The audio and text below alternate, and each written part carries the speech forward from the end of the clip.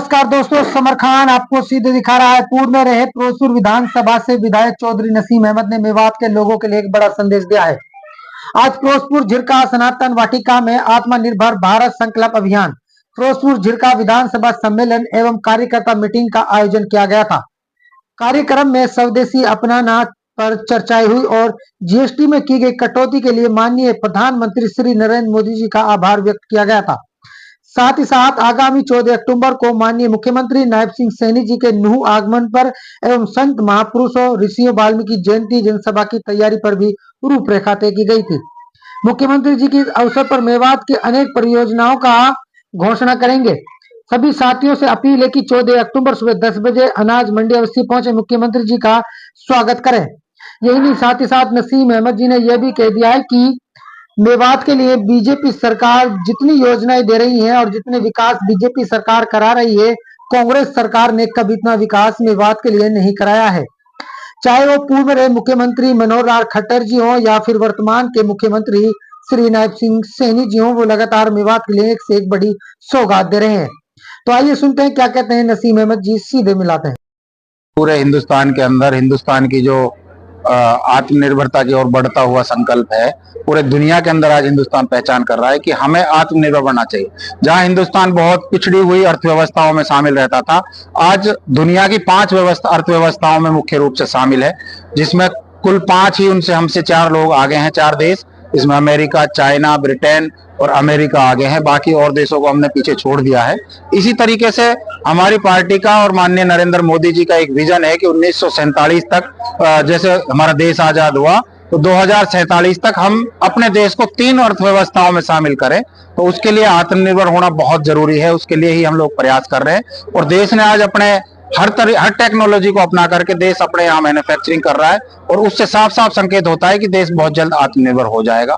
उसी के साथ स्वदेशी अपनाने का हमारा संकल्प है कि देश की बनी हुई वस्तुओं का हमें ज्यादा से ज्यादा प्रचार करना चाहिए, इस्तेमाल करना चाहिए, ताकि जो हमारे देश के छोटे उद्यमी हैं, बड़े उद्यमी हैं और जो भी कोई किसी तरीके से जो उद्योग कर रहा है हिंदुस्तान का नागरिक और हिंदुस्तान में रहते हुए, उनको उसका फायदा मिले और आम जनता को वो चीजें सस्ती और मुहैया हो सके। जीएसटी आज हिंदुस्तान के अंदर जब जीएसटी लगी थी तो उसका बड़ा प्रचार हुआ था, लेकिन आज भारतीय जनता पार्टी की सरकार ने आदरणीय नरेंद्र मोदी जी के नेतृत्व में उस जीएसटी को कम करने का काम किया है, ताकि आम उपभोक्ता को उसका सीधा सीधा फायदा और लाभ मिले और उसका फायदा मिल रहा है। मोटी मोटी चीजों पे आज चाहे ट्रैक्टर किसान लेता है, चाहे और सामग्रियां लेता है, चाहे आम व्यापारी कोई और चीजें लेता है, सब पे उस पे अलग अलग टैक्स कट गए हैं और ये कम होने से आम आदमी को बहुत उसका फायदा मिला है।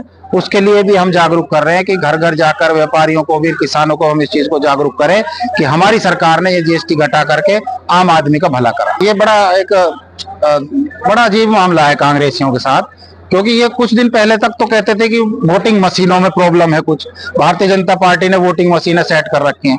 अब इनके मुद्दे कोई है नहीं, इसलिए तरह तरह के मुद्दे उठाते हैं। अब वो वोटिंग मशीन का मुद्दा तो इनके पास वो खत्म हो गया, क्योंकि इन्होंने सारी चीजें देख ली। अब नया मुद्दा लाया वोट चोरी का। वोट चोरी कोई कैसे कर लेगा? वोट तो जिसकी आजाद है, कोई किसी को देता है, कोई किसी को नहीं देता। आज हमारे यहाँ के लोकल विधायक हैं जो कांग्रेस के बने हुए हैं, उनकी भतीजी जीतती है, वो भी बीजेपी को खुशी खुशी वोट डाल रही है, वो खुद अपने बीजेपी की वोट डालता है। अब वो उन पे भी लागू होती है कि उनकी चोरी कोई कर रहा हो तो खुशी से दे रहे हैं। तो जनता है जो जिसको चाहती है उसको देगी और जिसको नहीं चाहती नहीं देगी। कोई मुद्दा नहीं है, मुद्दाहीन विपक्ष है।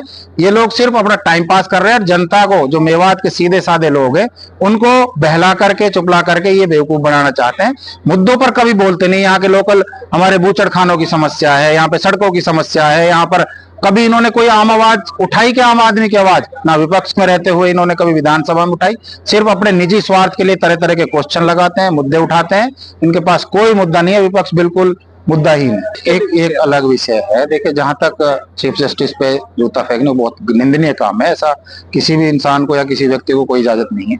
और जहां तक सुसाइड का मामला है, वो एक बहुत ही दुखदायी घटना है और उसमें वो जो भी हुआ है बहुत गलत हुआ। आने वाले 14 तारीख को मुख्यमंत्री जी आ रहे हैं मेवात, तो क्या देखिए, माननीय मुख्यमंत्री जी यहाँ पर महर्षि वाल्मीकि जयंती पर आ रहे हैं, यहाँ पर बड़ा प्रोग्राम करने आ रहे हैं।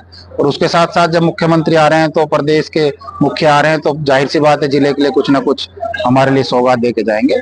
और हमें उम्मीद है माननीय मुख्यमंत्री जी बहुत यहाँ पर मेवात के लिए। देखिए, भारतीय जनता पार्टी की नीतियां, पॉलिसियां और भारतीय जनता पार्टी का जो नेतृत्व, बगैर किसी लालच के बगैर, किसी मकसद के मतलब किसी उसके परिवारवाद के अपने मकसद में लगा हुआ है। और उसी को देखते हुए आम जनता को सहूलियत मिल रही है, उसी को देखते हुए लोग प्रेषित हो रहे हैं और लोग भारतीय जनता पार्टी से जुड़ रहे हैं। और आने वाले समय में बहुत लोग भारतीय जनता पार्टी से जुड़ेंगे, क्योंकि भारतीय जनता पार्टी की स्पष्ट नीति है, देश के लिए जो कुछ करेगा उसको भारतीय जनता पार्टी